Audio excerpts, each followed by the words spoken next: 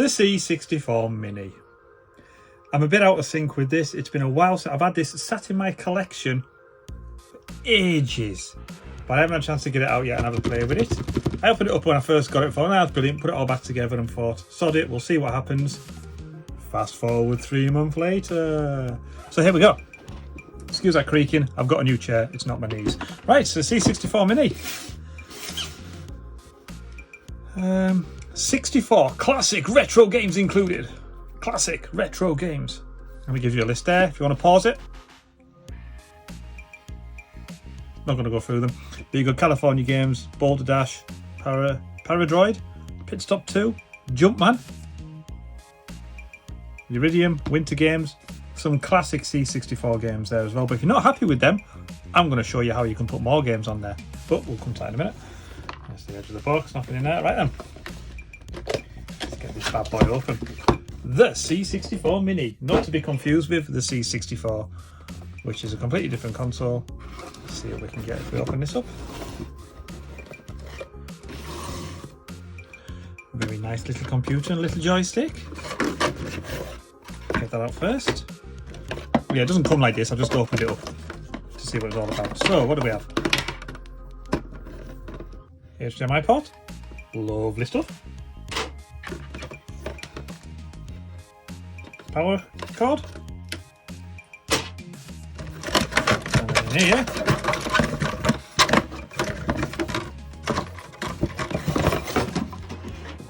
What do we have in here?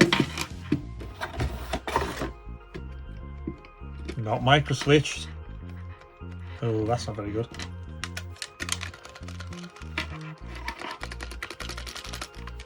No wonder we got reports of some of these breaking, and there's no wonder. Bit of a dodgy angle. Yeah, buttons, and then you've got buttons down here that you can't see, but it looks like you've got a menu button, 4 buttons and a menu button, and a joystick. But the pièce de resistance, the C64 unit itself.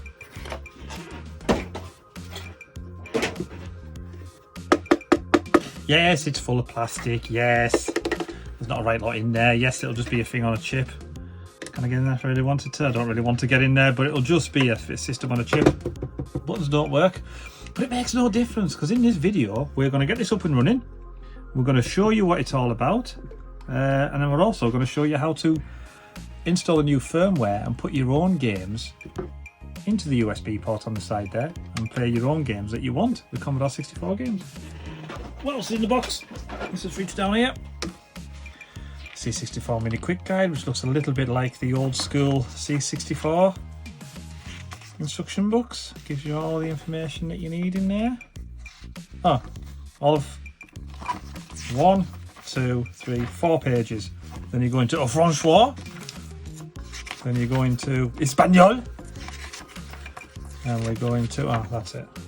So you can only play this if you're French, Spanish, or any part of the English-speaking world. Yeah. So I think what we should do now is we should get this bad boy plugged into the computer, sit into my capture card, have a bit of a look, see what it looks like in real life, and then get round to installing some new firmware and get some new games on it. So then, let's plug it in and see what happens. So as soon as you plug it in, it starts. Retro games, the C64. Boom shakalaka. Right, so what do we get from there then? Right, into Alicat, Anarchy. These are the games that are already set up on it. Avenger, Barnsley Badger, then you've got your basic. You've got Battle Valley, Boulder Dash, Breakdance. There's plenty of games here to keep you entertained for the time being.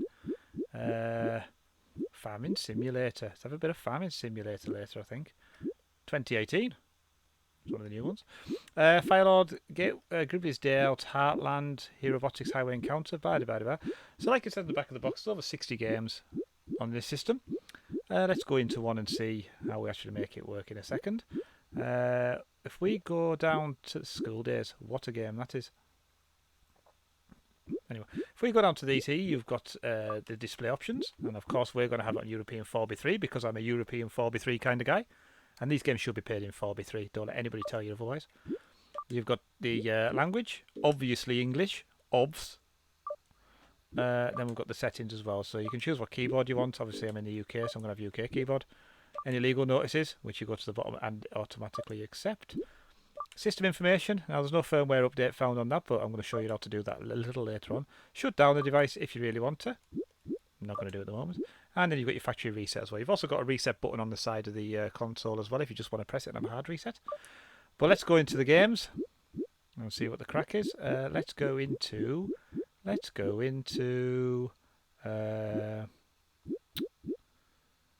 Impossible Mission. Let's have a listen to that beginning, the iconic beginning. Let's see what it does. Stay forever. Brill. Right, let's see how I do with this. Oh no, up. Lalp. Hey. So you can see the emulation's pretty good. Oh god, run away. Don't want to get hit by that big ball. The emulation's not too bad actually. People that know the C64 better than me tell me that this is a pretty faithful reproduction of the actual game itself. Oh, the ball's gone. Oh. I don't know what I'm meant to do in here. There's no instructions or anything. But this gives us a good chance to show you the buttons on the bottom of the console, the bottom of the joystick, what to do. So you've got a button that resets it. Oh no, it doesn't. It just kills us. So the right-hand side button opens up that menu there that you see. So you can save and load your states. You've got 4 state there if you want to save and load. It also gives you a virtual keyboard. So your games where you need to run stop or you need to press certain keyboard controls, they're all here as well. Makes life a little bit awkward when you're doing typing games or text adventure games, but they are there if you really need to do that. Leave that. And then you've also got your exit as well, which is what we'll go into now. Okay. If I go into another game, let's go and find a game that needs some keyboard controls. Where's Spin Dizzy? I know the intro to that needs them. Where is it? Why can't I find Spin Dizzy? Where is it?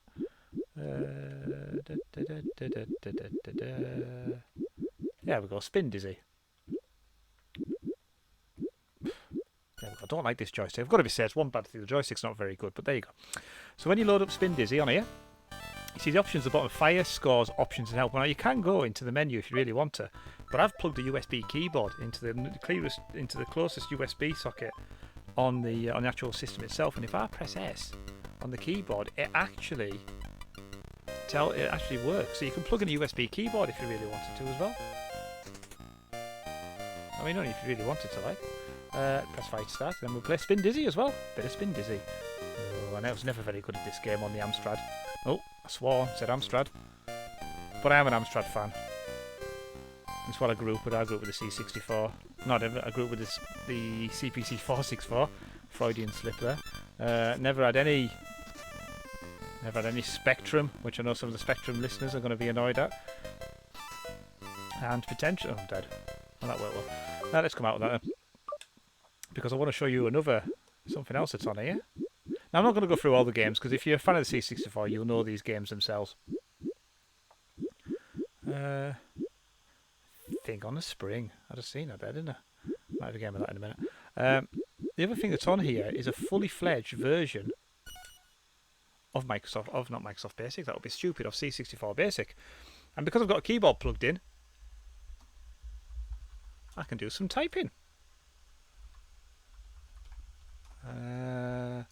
To NGR 20, not BGR. Ugh. I don't know who BGR are. Ugh, let's do that again.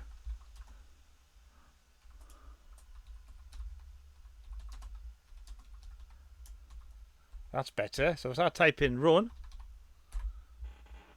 well, I'm going to write balls up at that, didn't I? But you get the idea of it.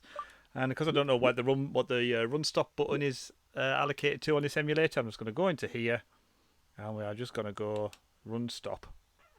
I don't remember putting the love heart in there.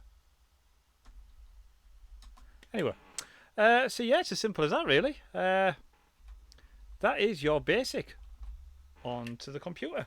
So, but one of the things you can do on this is you can load up your own games that you want on here, and on there, it is literally a case of updating the firmware, getting a USB stick, and I'll show you the rest. So we're just going to reset the computer, shut it down, And then I'm going to go back over to my computer and I'm going to show you how to update the firmware and get some new games onto your C64. So the first thing that you're going to want to do, guys, is you need to go and get the new firmware for your C64 Mini. And to do that, you need to go to a website and you need to click on retrogames.biz. And that'll fetch you to this page here. When you've got into there, you need to go into products. You need to select the C64 Mini. And you need to click on upgrade the C64 Mini. And that'll fetch you to this page here. Now, it'll give you some information here what you need to do, but what you need is you need a memory stick that's formatted using FAT32, otherwise it won't work. You need to download this update. So at the moment, the most up-to-date is 5.1.2.bin. So we're going to download that. We're going to let it download.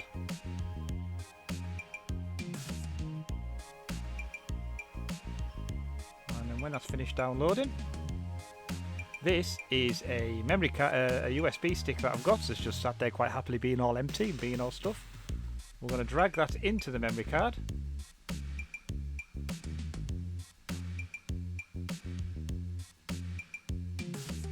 It's an old memory card, it's an old USB stick, so it takes ages, so forgive me. You'll have a brand new one. I've had this since I was about 10-year-old. I probably did work on the Amstrad, to be fair.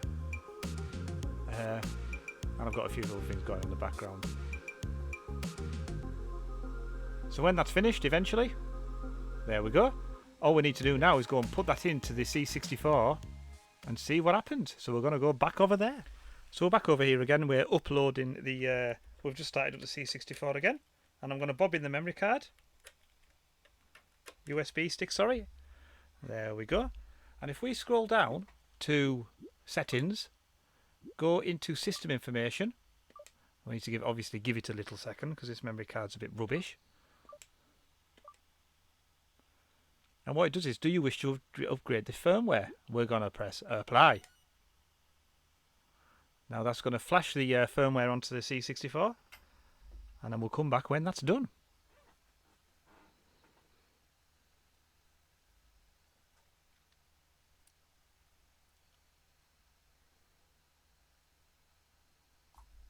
And it will reboot the C64.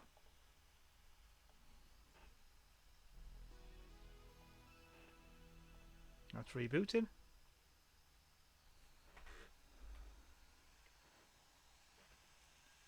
Now that's just rebooted that now. So you'll notice on here there is a couple of new games.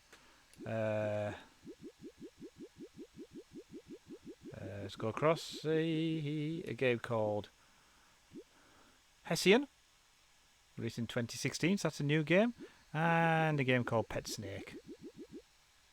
There we go. Pet Snake, that's a new game as well. And you'll also notice I've got a memory stick installed, a USB, and it's brought up this new icon here.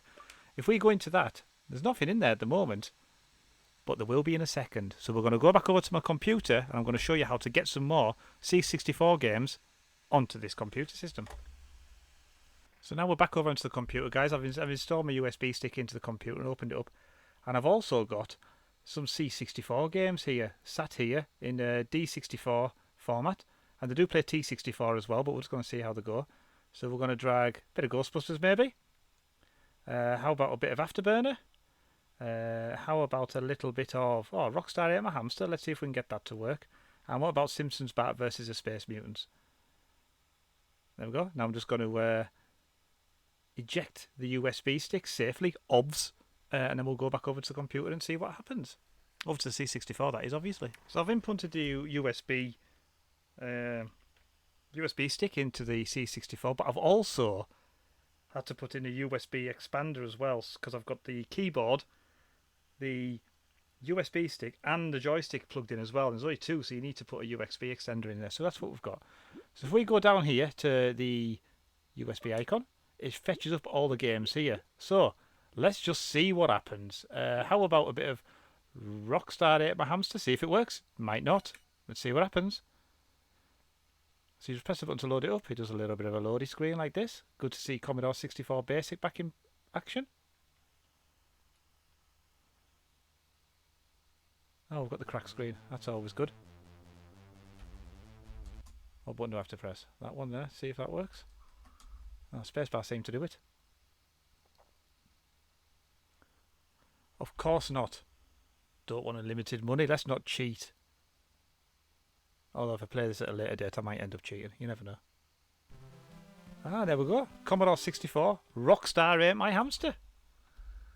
It's a great game. This. If nobody's played Rockstar Ate My Hamster before, you need to get a life, as Partridge would say. So yeah, this is Rockstar Ate My Hamster. It's a great game. We want... Let's have 2 Rockstars. No, I'm not playing this because I'll be there all day. Let's go and find another game to play. So you just exit like you do normally, and you've got all the same states and everything else that you would have.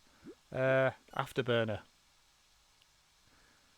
Now, so you can imagine if you were that involved in it, you could have an SSD hard drive plugged into this, and you could have every Commodore 64 game you ever wanted. Now, there is ways, because some of the Commodore games use different ports for the joysticks, use different keyboard commands, and they throw up a little bit of errors. So I will do a video on the more advanced features and how to make them work. But this is a simple way of just getting the games to work and getting them to load up and seeing what happens. Let's see if Afterburner works before we call it a day.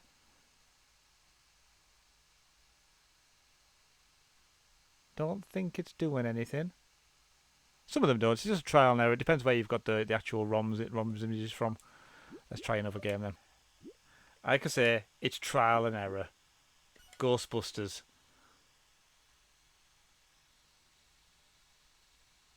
So Ghostbusters then. Let's see if this Ghostbusters work. It's trial and error if the games work. If they don't, you just load up another ROM. I mean, you could in theory have every single game that you wanted, or every single game ever, for the C64 on this system.